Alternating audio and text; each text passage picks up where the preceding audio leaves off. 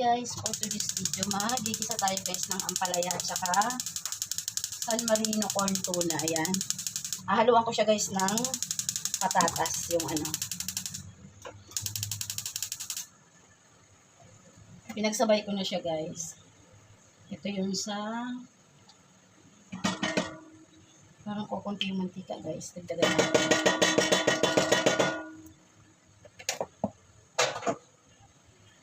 Ito guys, yung sa Century, ay ano ba yan? Tama ba? San Marino corn tuna dito sa maliit na to guys.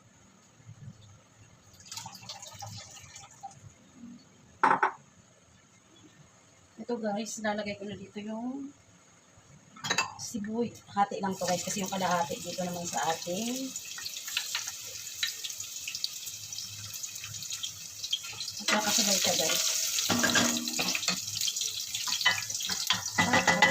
Bawang. Hati din siya guys. Ayan. Sabayin na natin. Tapos ito, kasama ko na yung ating kamatis.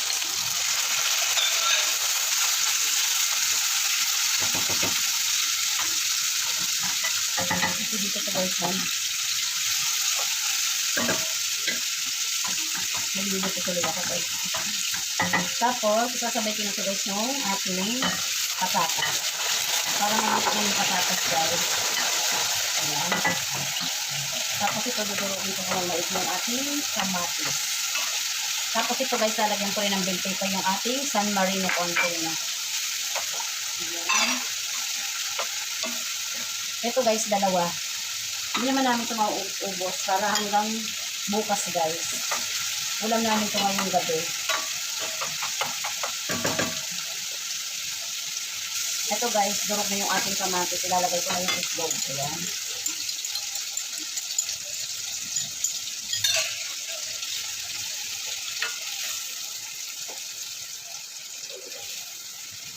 Tapos lagyan natin ng konting asin.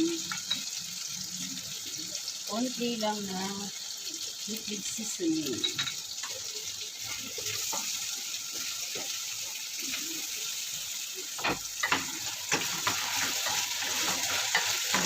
Ito yung ating patatas. Tapos lagyan ko lang siya ng konting asin. Okay na yan. Tapos nilagay tayo ng paminta.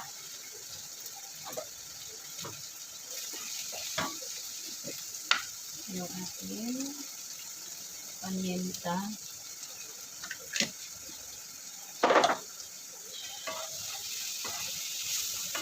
So, okay na yung itlog. Lagay na natin ito guys. Yan. Yan lang siya mag-isa ating ampalaya. Tapos, lagyan ko siya guys ng konting tubig para maluto yung ating ampalaya. Ayan ba guys? Hindi na ako nagprito guys ng isda. May isang piraso pantira dyan, linitin na lang. Ito, okay na to guys. Ito kasi, uulamin to ng apo ko.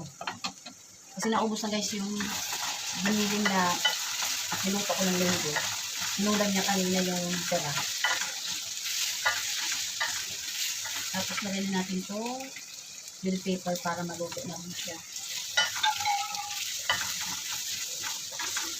Diba guys?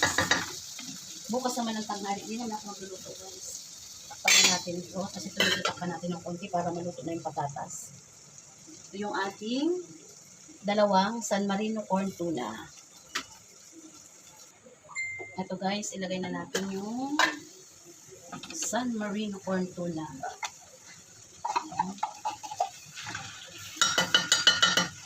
Pwede rin to guys, palaman sa pinapay. Ayun.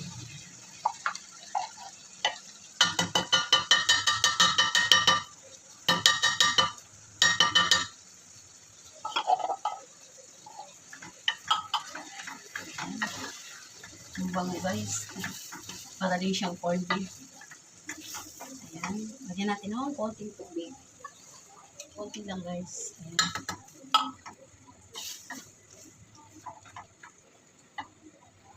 Ito guys, takpan muna natin para hilaw pa yung patatas. Tapos ito naman, tingnan natin kung okay na. Maya-maya na natin tikman. 3 itlog pala to guys, nang nilagay ko dito. Grabe init guys. Nagdilig na ako ng halaman ko sa sa labas. Tikman na natin guys kung okay na yung ating alat. Okay na guys. At yung nilagdagan ko pala ito ng konting asin. Ito okay na to guys. Ito namang isa.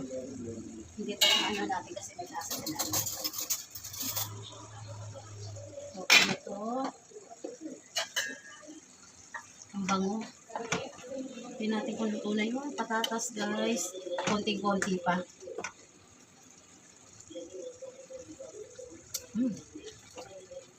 Masarap din pala guys. First time ko magluto nito ng San Mariano corn tuna na may patatas. Tapos nakapagtorta ako nito guys na may talong. Ang sarap.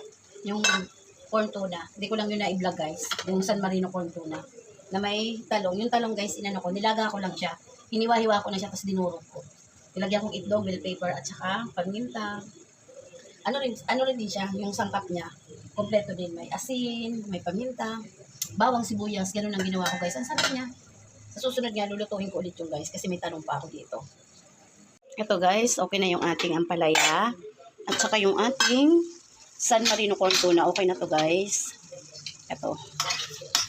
Luto na yung patatas. Ayan. Okay na to guys. Kain-kain. Bye guys. Thank you. God bless po.